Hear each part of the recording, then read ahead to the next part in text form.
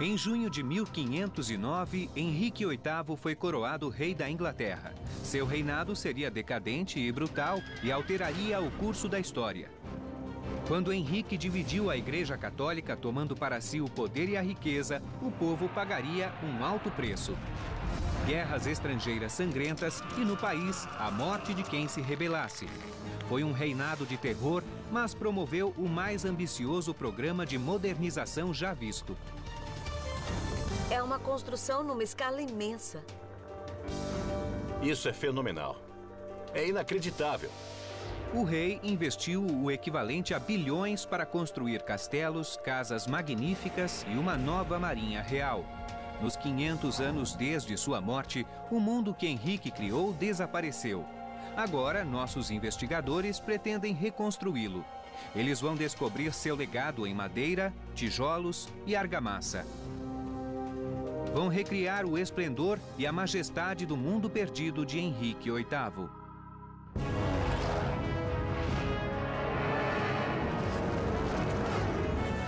Mundos Perdidos. Megaestruturas de Henrique VIII. Grã-Bretanha, início do século XVI. A Inglaterra tem um novo rei. Um rei cuja ascensão ao trono marca o início de 38 anos de mudanças violentas e dramáticas. Amanda Bean é historiadora. Ela quer encontrar provas concretas da revolução que Henrique VIII trouxe ao seu reinado. Nosso outro pesquisador é Jonathan Foyle. Ele é perito em História da Arquitetura e vai examinar as construções que Henrique deixou para ver o que revelam sobre aquele homem. E começa pelo palácio mais bem preservado.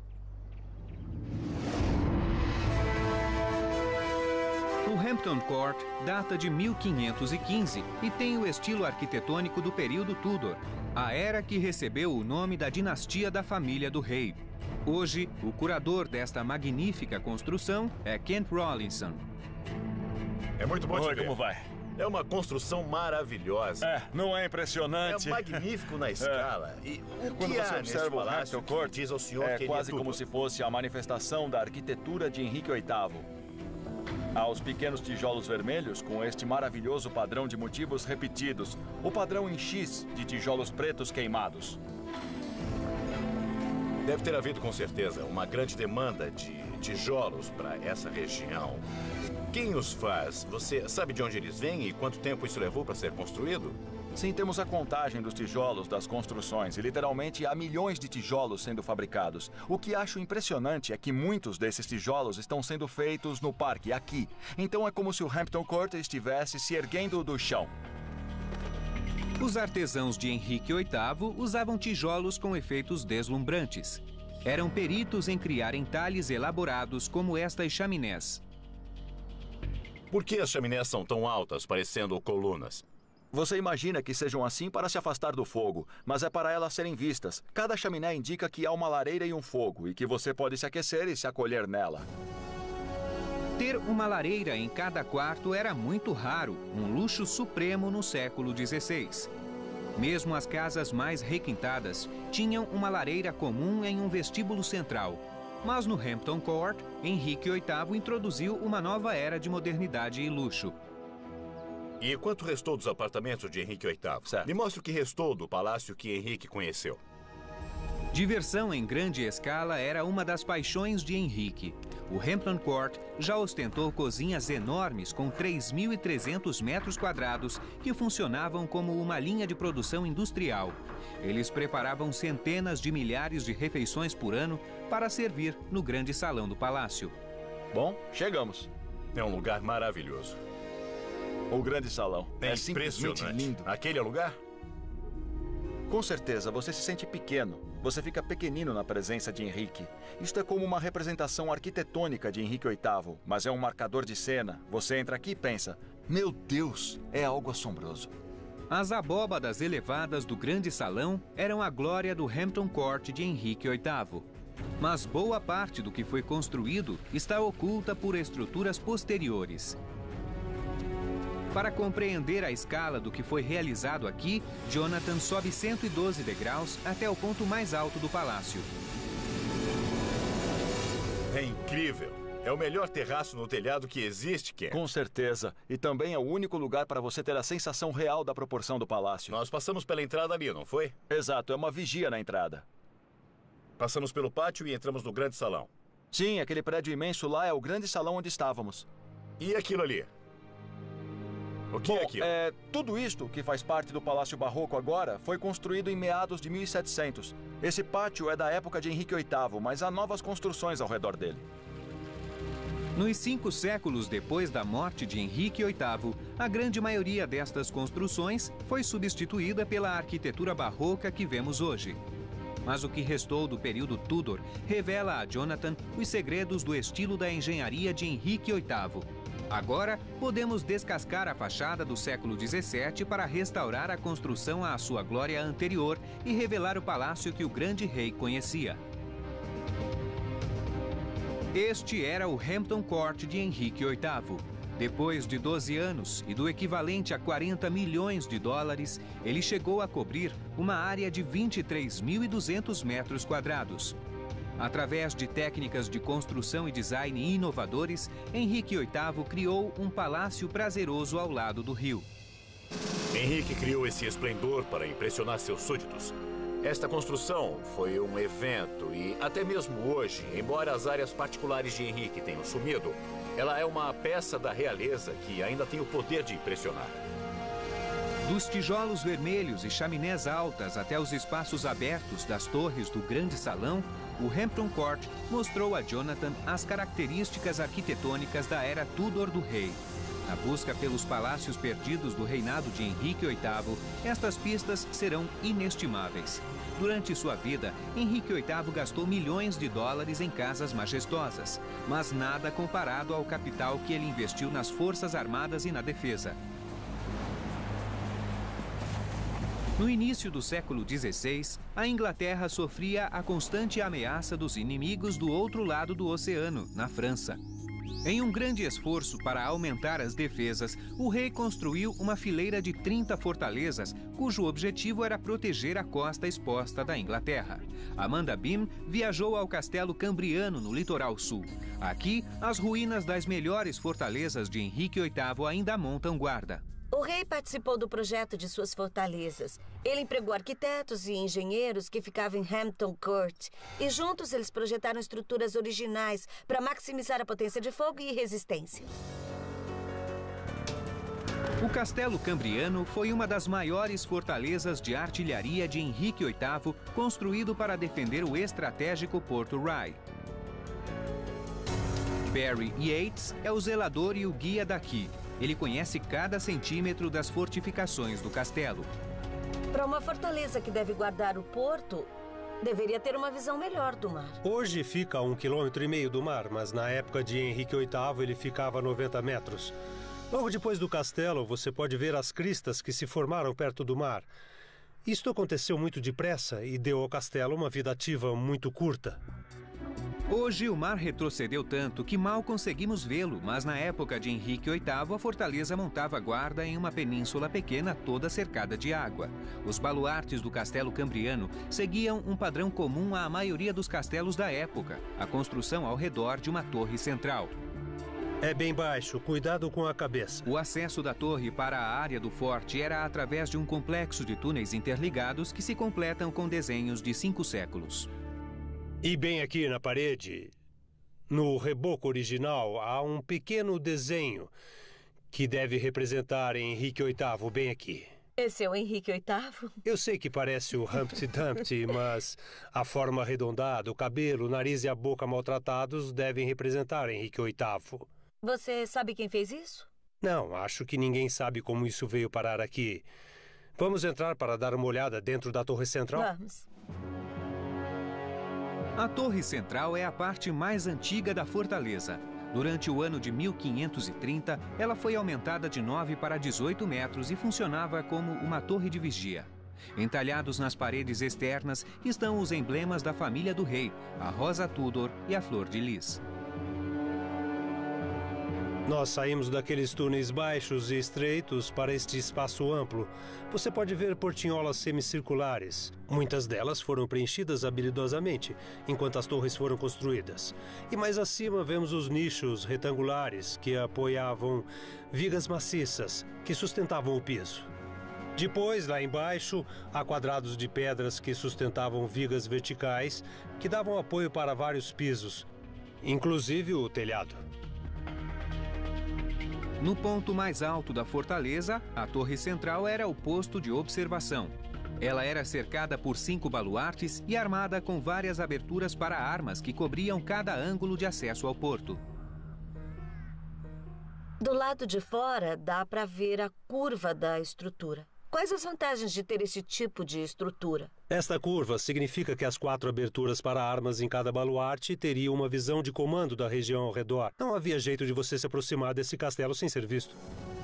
O projeto em forma de trevo que o próprio Henrique VIII planejou para esta fortaleza foi extremamente eficaz.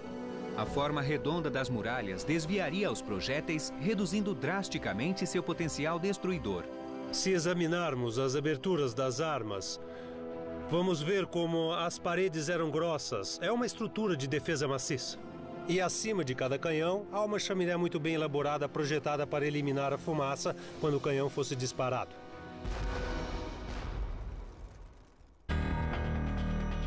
Com 18 aberturas para armas no nível mais baixo e 22 dispostas em sequência nos parapeitos dos baluartes, o castelo era equipado com grande poder de fogo. Era um obstáculo formidável a qualquer ataque. E Henrique VIII estava certo de fortalecer suas defesas. Em 1533, a Guerra da Inglaterra com a França assumiu novas proporções. Henrique VIII rompeu com a Igreja Católica e as grandes potências da Europa, leais ao Papa, uniram-se contra a Inglaterra em uma guerra santa. A seguir, da Costa do Sul, Amanda dirige-se ao norte para seguir a trilha de destruição deixada quando Henrique decidiu que a riqueza da Igreja seria dele.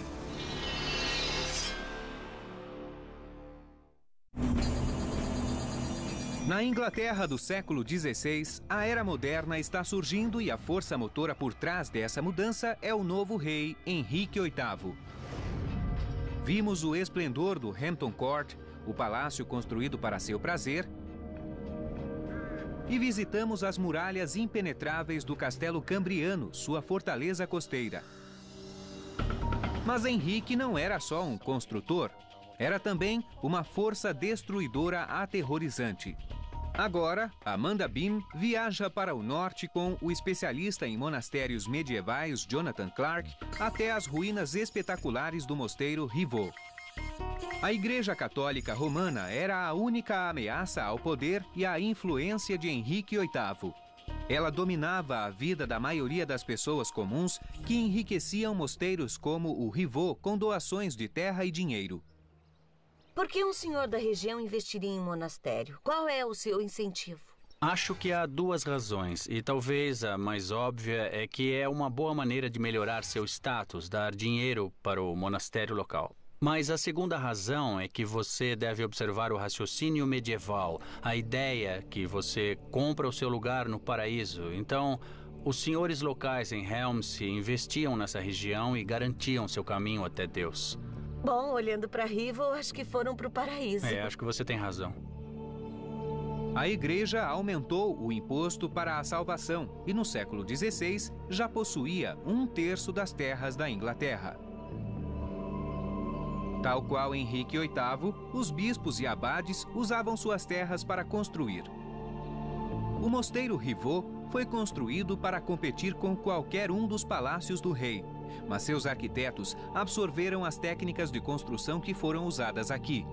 Amanda foi para o coro ou santuário da igreja para descobrir mais sobre as habilidades desenvolvidas por gerações de mestres artesãos. Agora que a gente está dentro da igreja, eu estou realmente espantada com o tamanho imenso e a escala da construção. Esta é só uma parte de uma construção muito maior. Estamos vendo o lado oeste da construção, a parte do presbitério ou do coro da igreja. E para poder realmente construir uma coisa como esta, eles teriam que construir quase 2 metros de alvenaria por ano. Depois vinha o inverno e eles tinham que cobrir até em cima da parede com palha e recomeçar tudo na primavera. Na média de 2 metros por ano, as paredes levariam 7 anos para começar a receber o telhado. Durante a construção, o enorme peso desse telhado, todo em abóbadas de pedra, seria suportado por um robusto cimbramento. Quando o arco de pedra estivesse completo, o cimbre era removido. Dentro da igreja, hoje as saliências de pedra que sustentam estas estruturas de madeira ainda podem ser vistas. Isso é maravilhoso. Com esse corte transversal, você pode ver como a parede foi construída. Isso mesmo, é um corte transversal perfeito, não é? Você tem um silhar maravilhoso que foi muito bem cortado, formando uma camada externa. Depois, por fora, dá para ver outra camada deste silhar maravilhoso. E entre eles, você tem pedregulhos, que foram colocados para sustentação com argamassa. Se olhar em cima, você vai ver que o acabamento é em pedra de novo. Isso é parte de uma janela, bem parecida, talvez, com aquela que temos completa ali. Esta parede deveria ter muitas janelas assim. Dos traços arquitetônicos das estruturas que restaram em Rivaux, é possível montar uma imagem da aparência final da igreja. Do começo ao fim, a construção levou 22 anos. Milhares de toneladas de pedra foram cortadas por centenas de artesãos. Eles estavam construindo um testamento em pedra à sua fé católica. Dos profundos espaços abertos até as altas janelas em arco que elevam os olhos aos céus, a igreja era um exemplo de construção projetada deliberadamente para fascinar. Henrique VIII usou os mesmos detalhes para obter o mesmo efeito na arquitetura sublime de seus palácios. Mas em 1538, ele atacaria esses lugares de contemplação com um golpe terrível. Depois de uma amarga batalha com o Papa por causa do divórcio com a primeira esposa, Catarina, Henrique VIII denunciou a autoridade da Igreja em Roma.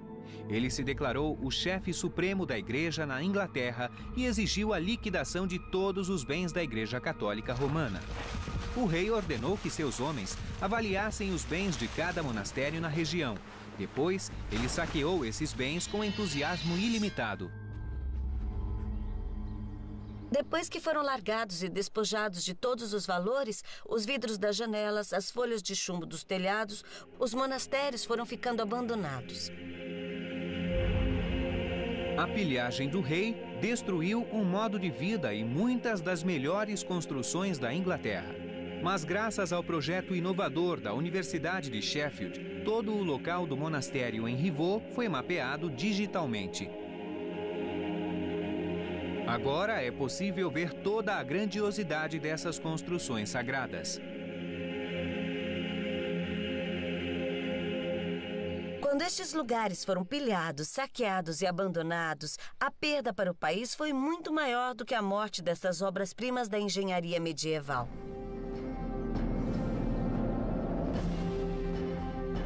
Os monastérios esculpiram a paisagem, estimularam o comércio e enriqueceram a economia local durante séculos, mas foram destruídos quase da noite para o dia por Henrique VIII. O rei não se comoveu com as vidas e os monumentos que destruiu. Para ele, tratava-se de lucro. Os bens que juntava eram investidos na paixão de sua vida: perseguir o poder e a glória. Agora, Jonathan Foyle está em busca da maior expressão da arte bélica, a arma que mudaria o equilíbrio mundial do poder e redefiniria a guerra naval para sempre.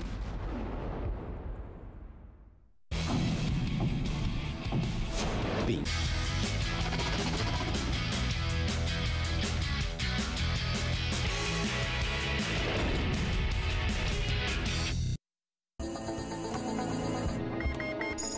Inglaterra do século XVI, época de mudanças e revoluções maciças. O reinado de Henrique foi definido por construção e destruição em medidas iguais. Jonathan Foyle viu a beleza e a grandiosidade do Palácio do Rei em Hampton Court. E Amanda Beam testemunhou a trágica devastação do monastério Rievaulx. Agora, Jonathan viaja de Londres para o sul até a cidade natal de Portsmouth, em busca do orgulho e alegria do rei, a arma que o levou à vitória e esmagou seus inimigos. Henrique VIII tinha apenas 18 anos quando assumiu o trono em 1509 e uma das primeiras coisas que ele fez foi nomear uma frota de navios de guerra que iria se tornar a base da marinha moderna. Henrique VIII chegou ao poder com a ambição de conquistar e governar a França. Imediatamente ele começou os preparativos para a guerra. Como fez com os projetos de engenharia, Henrique queria a mais moderna tecnologia. Ele encomendou uma frota mais avançada do que qualquer armada existente. Sua nau capitânia, Mary Rose, perdeu-se por mais de 500 anos e depois ela foi tirada do leito do oceano e trazida para cá, para Portsmouth, o lar da marinha moderna, e eu vim vê-la. Para o Mary Rose e sua tripulação, o relógio parou quando o navio afundou em 19 de julho de 1545. O navio acabou afundando de lado. 5 séculos depois, quando foi descoberto, milhares de toneladas de lodo tinham preservado uma parte transversal completa do casco. Hoje, os destroços do navio e os artefatos encontrados dentro dele oferecem uma visão única do mundo Tudor, um mundo que o próprio Henrique havia criado. Jonathan encontrou-se com Chris Dobbs, que planejou o resgate da inestimável cápsula do tempo. Chris, o Mary Rose era especial na época dele? Extraordinariamente especial. Uma das coisas mais importantes sobre ele é que foi construído como navio de guerra. Então, enquanto nas gerações anteriores o rei adaptou o navio mercantes, o Mary Rose foi o primeiro a ser construído como navio de guerra desde o começo.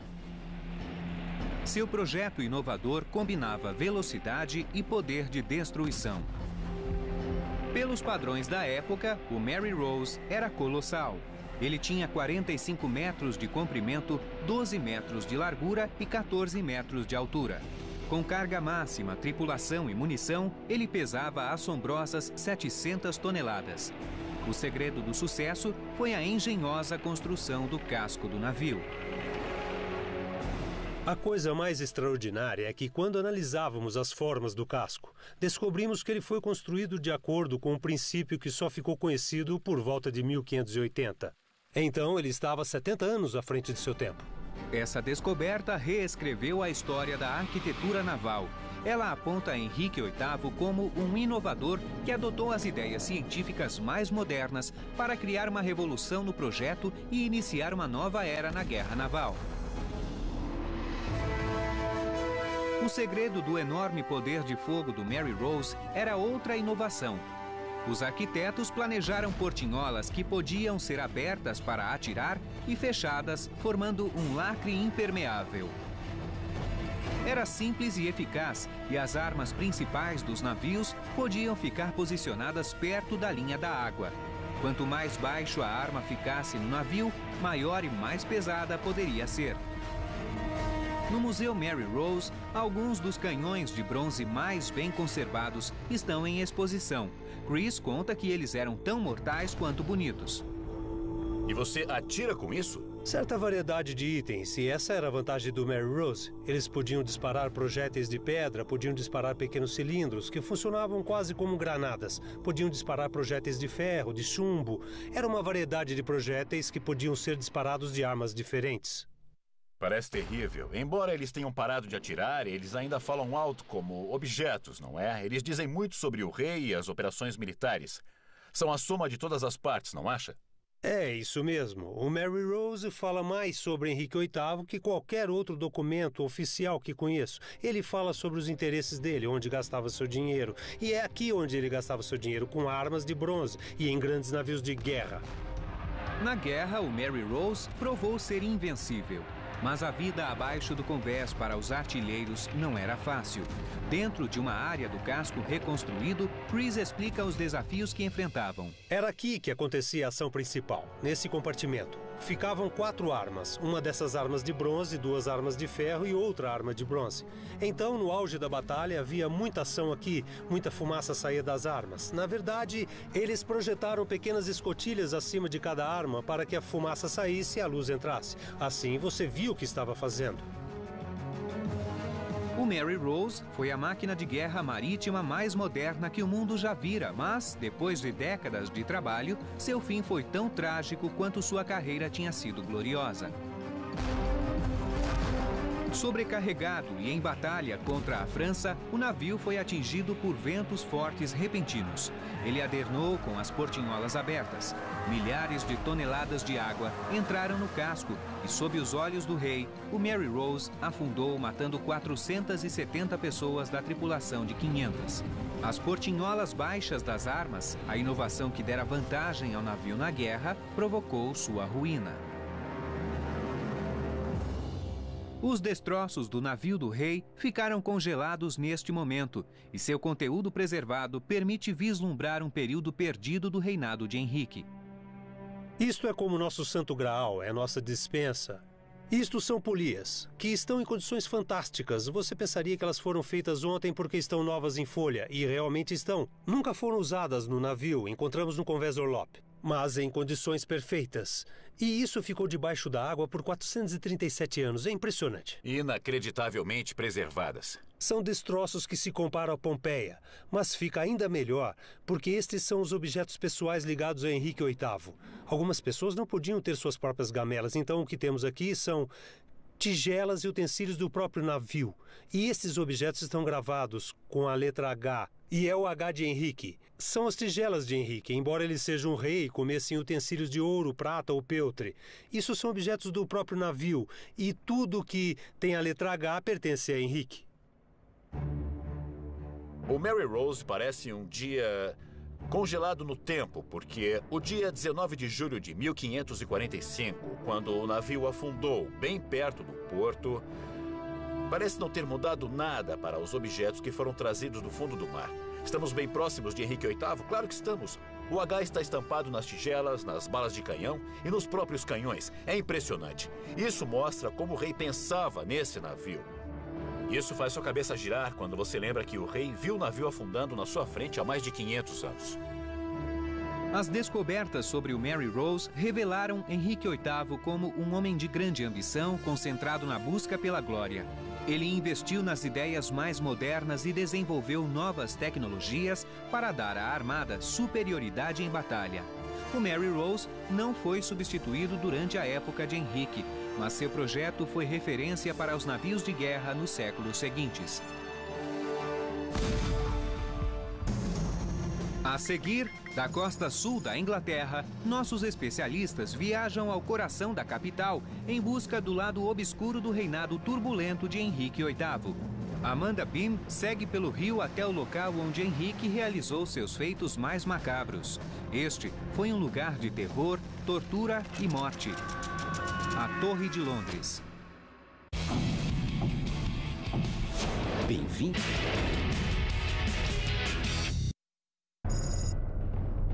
Na Inglaterra do século XVI, Henrique VIII era o rei.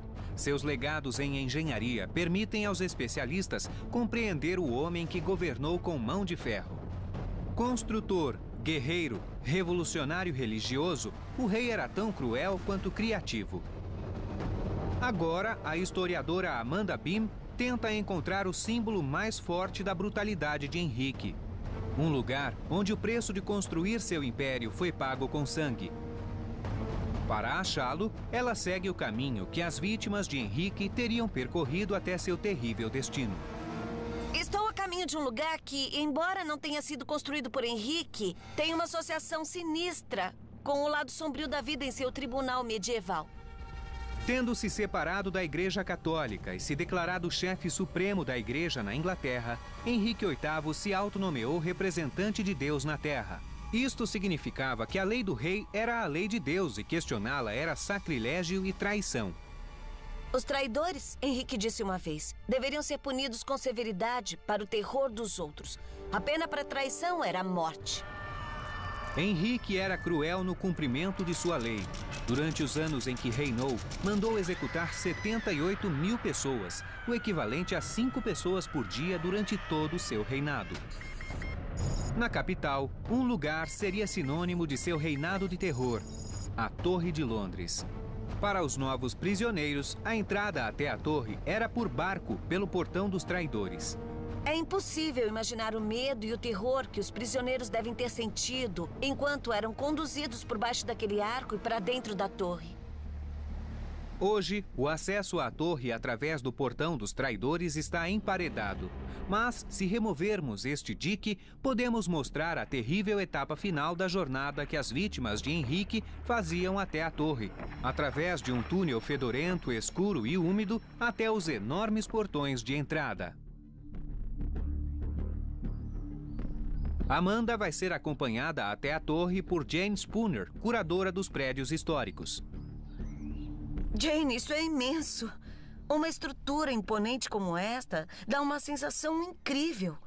Explica um pouco. Quando um prisioneiro chegava aqui, o que ele ia ver? Quando você passava pelo túnel, que agora está fechado, você se deparava com esses portões imponentes. Eles desembarcavam em um cais e subiam alguns degraus. Os prisioneiros andavam por aqui, entravam na Torre de Londres e nunca mais viam o lado de fora da torre. Nunca mais, dependendo de seu destino. Mas a torre nem sempre foi um local de encarceramento e tortura. Na verdade, ela foi construída em 1078 para servir de base para o poder real em Londres. Ao longo dos séculos, até o reinado de Henrique VIII, ela foi adaptada e ampliada para receber um fosso e um complexo de prédios anexos. A famosa Torre Branca recebeu esse nome porque costumava ser caiada. Ela tem 27 metros de altura e é uma construção imponente. Na base, as paredes da torre têm 4,5 metros de espessura. Tradicionalmente, reis e rainhas ficavam na torre nos dias anteriores à coroação. Henrique observou esse costume com a primeira esposa Catarina de Aragão e com a segunda, Ana Bolena.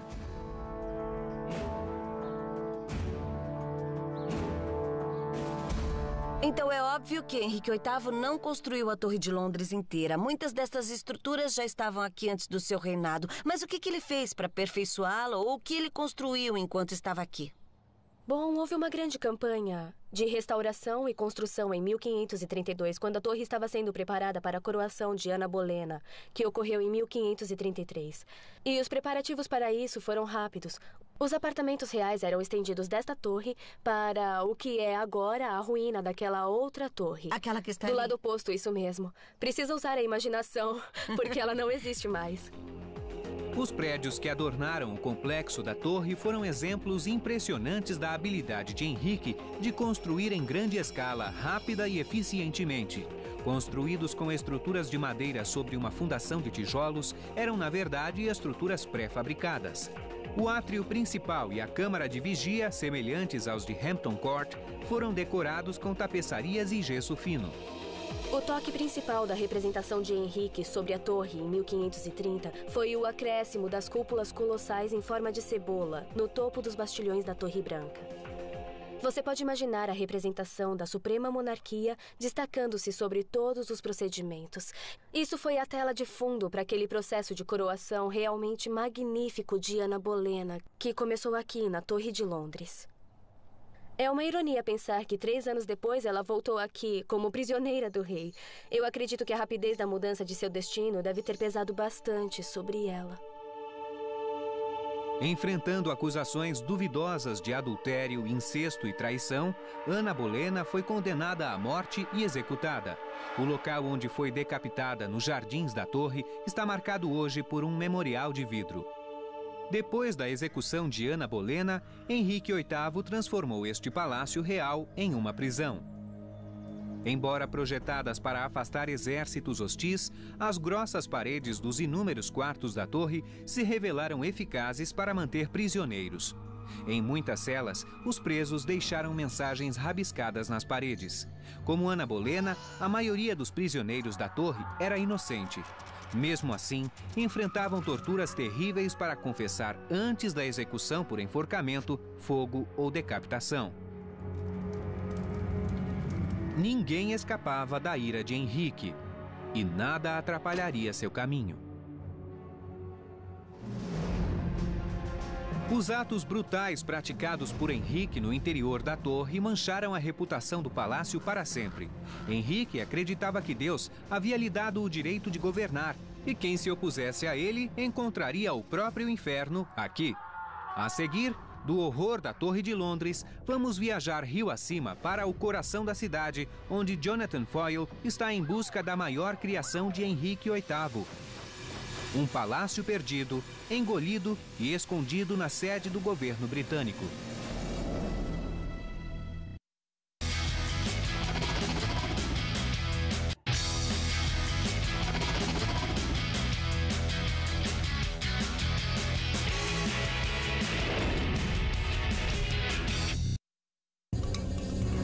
No início do século XVI, a Inglaterra e o rei Henrique VIII mudaram a face deste país. Seu reinado foi marcado por construções e destruições em escala maciça. Vimos o poder de sua armada e testemunhamos a destruição de todo um estilo de vida. Mas agora nossos especialistas estão em busca de uma das maiores conquistas do rei. Jonathan está seguindo uma pista até o centro de Londres, na área onde fica a sede do governo britânico. Ele recebeu autorização para explorar estes prédios secretos em busca do que restou do maior palácio de Henrique. Nas portas imensas do Ministério da Defesa, ele se encontra com o historiador Glenn Richardson. Glenn, que bom te ver. Bem-vindo ao Ministério da Defesa. Obrigado. Jonathan recebeu acesso exclusivo ao centro da sede da Defesa Britânica porque foi aqui, 3 andares abaixo, que ele descobriu algo surpreendente. Uma relíquia da época em que este era o Palácio de Whitehall.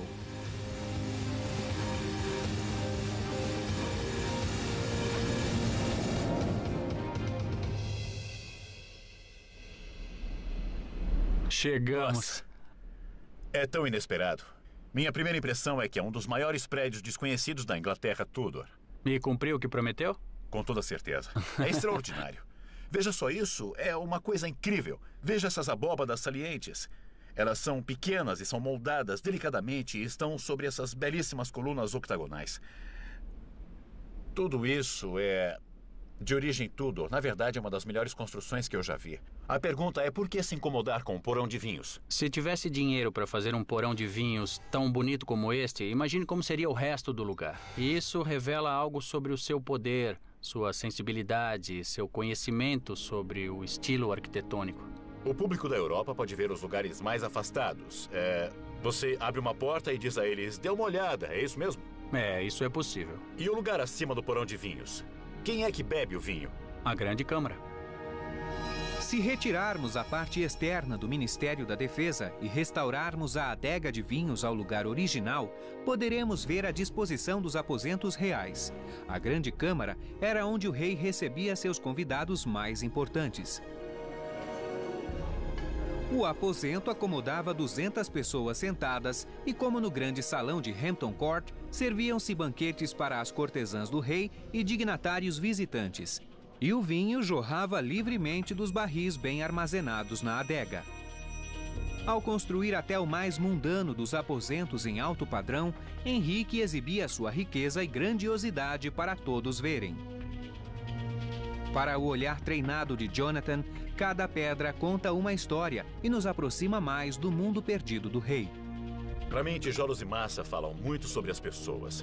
Você pode ver os métodos nos quais os prédios eram construídos. E estas colunas octagonais são clássicas do período Tudor.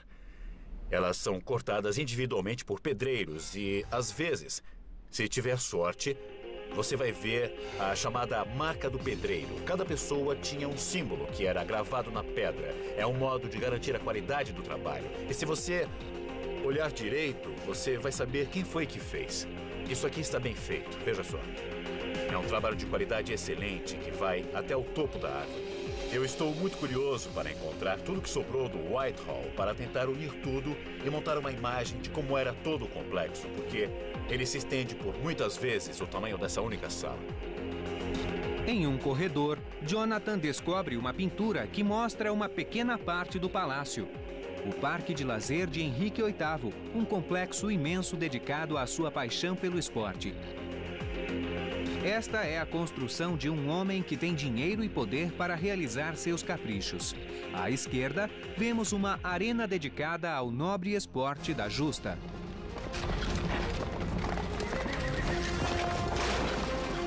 Era um passatempo nascido do treinamento de cavaleiros para a batalha e na corte de Henrique VIII, os torneios podiam durar dias.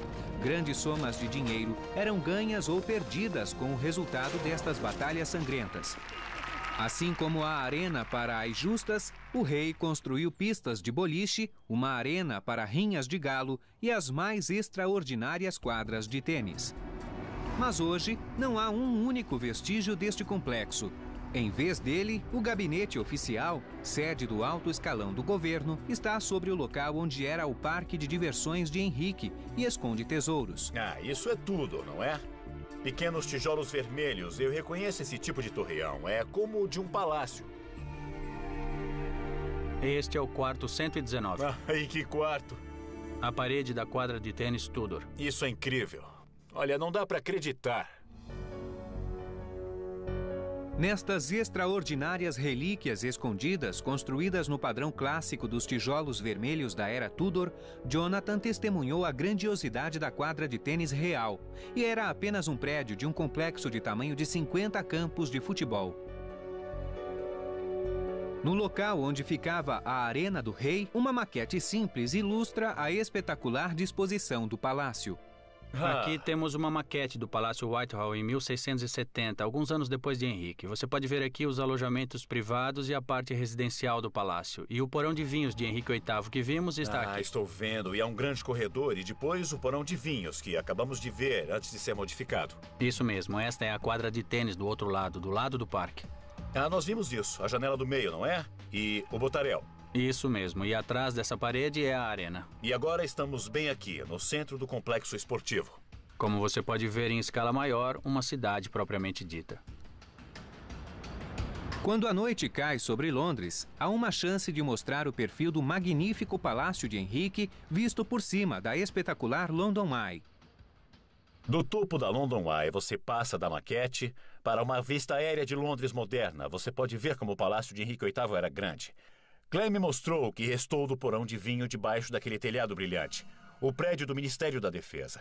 Estávamos a 6 metros abaixo do nível térreo, mas aquele porão de vinho era uma construção pequena em um conjunto de quase 10 hectares. Era como uma mini-cidade dentro de uma cidade que se estendia da abadia Westminster, passava pelo caminho escuro onde ficava o pátio para torneios de justas, uma área de 210 metros de comprimento.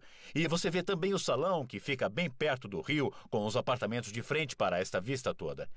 Seria impressionante para qualquer um em um navio há 500 anos. Depois você continua andando, passa pela área de serviço, os estábulos e chega perto daquela estação moderna, a Charing Cross.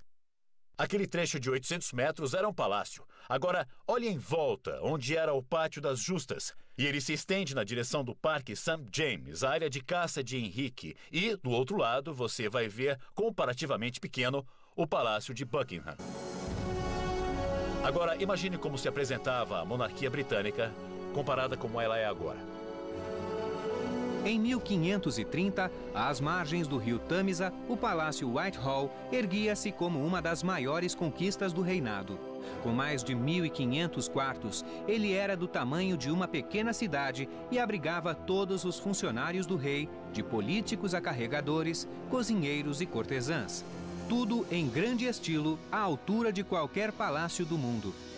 Estendendo-se ao longo do rio por mais de 800 metros e cobrindo uma área de 280 mil metros quadrados, o Whitehall era a maior residência real que a Europa tinha visto. Era a expressão máxima de riqueza, extravagância e poder. Durante sua vida, Henrique VIII expandiu sua autoridade real e deu maior projeção à monarquia inglesa, mas ao mesmo tempo desmantelou a estrutura do próprio país. Ele destruiu monastérios, desautorizou a igreja e travou uma guerra sangrenta na Europa. Hoje, a Inglaterra é definida em parte pelos atos desse grande homem. Mas cada tijolo de cada uma das surpreendentes criações de Henrique VIII está manchado com o sangue de suas vítimas.